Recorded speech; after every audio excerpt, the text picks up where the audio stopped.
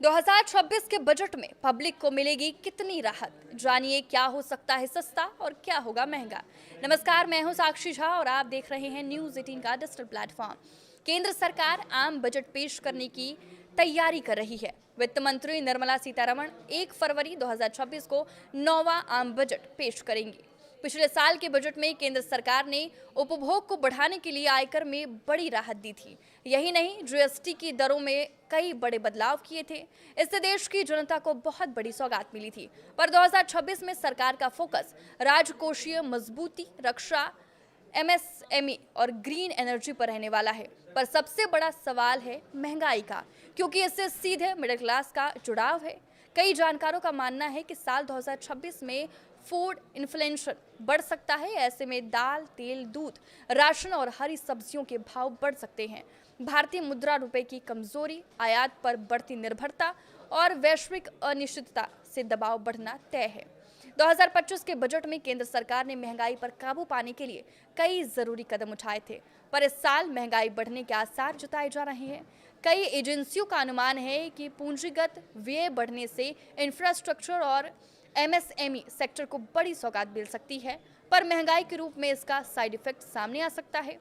यही नहीं, रुपए का अवमूल्यन की वजह से खाद्य तेल और दाल जैसे आयातित सामान महंगे हो सकते हैं। कई एजेंसियों का कहना है कि सीमेंट के महंगे होने से कंस्ट्रक्शन और हाउसिंग सेक्टर पर बुरा असर पड़ सकता है। 2025 के बजट में 1.61% से 2.07% के बीच महंगाई दर रही थी, पर साल 2026 में फूड इन्फ्लेशन से 2 से 4% के बीच रह सकती है। ऐसे में महंगाई बढ़ना तय माना जा रहा है। जीएसटी कट, लो फूड इन्फ्लेशन और आईटी राहत से घरेलू खपत तो बढ़ेगी, पर मिडिल ईस्ट और लैटिन अमेरिका में बढ़ते तनाव से महंगाई का नया दौर शुरू हो सकता है।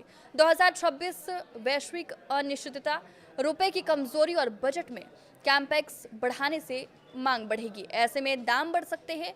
फूड इन्फ्लेशन बढ़ने से रसोई का बजट बिगड़ना तय माना जा रहा है। भारत में कनाडा और ऑस्ट्रेलिया से दाल का आयात होता है, पर रुपए की कमजोरी से दाल के दाम 10 से 15% बढ़ सकते हैं। इसके दाम 2025 में कम थे, लेकिन डिमांड बढ़ने से अब प्राइस हाइक के आसार दिख रहे हैं। एडिबल ऑयल का आयात इंडोनेशिया और मलेशिया से होता है। पिछले साल 132% ऑयल के दाम बढ़े थे। इस साल भी यही ट्रेंड रह सकता है। दूध और डेयरी प्रोजेक्ट भी 5 से 8% तक महंगे हो सकते हैं। इस साल 6 से 7% के बीच फूड इन्फ्लेशन रहने का अनुमान है। डेयरी के बढ़ते दाम भी इसमें बड़ा रोल निभाएंगे। फीड कॉस्ट बढ़ने की वजह से भी डेयरी प्रोजेक्ट महंगे हो सकते हैं। चावल और गेहूं के दाम भी 4 से 6% तक बढ़ सकते हैं। पिछले साल भी चावल के दाम बढ़े थे। इस साल भी राइस इन्फ्लेशन के आसार जताए जा रहे हैं। चीनी और मसाले के भी दाम 5 से 10% के बीच बढ़ सकती है। चीनी पर सरकार भले ही जीएसटी रेट घटा दे, पर ओवरऑल महंगाई बढ़नी तय मानी जा रही है। यही नहीं, आटा, नमक, चाय और कॉफी के दाम भी 3 से 5% के बीच रह सकते हैं। रुपए की कमजोरी का असर इम्पोर्टेड सामान पर पड़ना तय माना जा रहा है। आपकी इस वीडियो पर क्या राय है, हमें कमेंट करके जरूर बताएं। नमस्कार।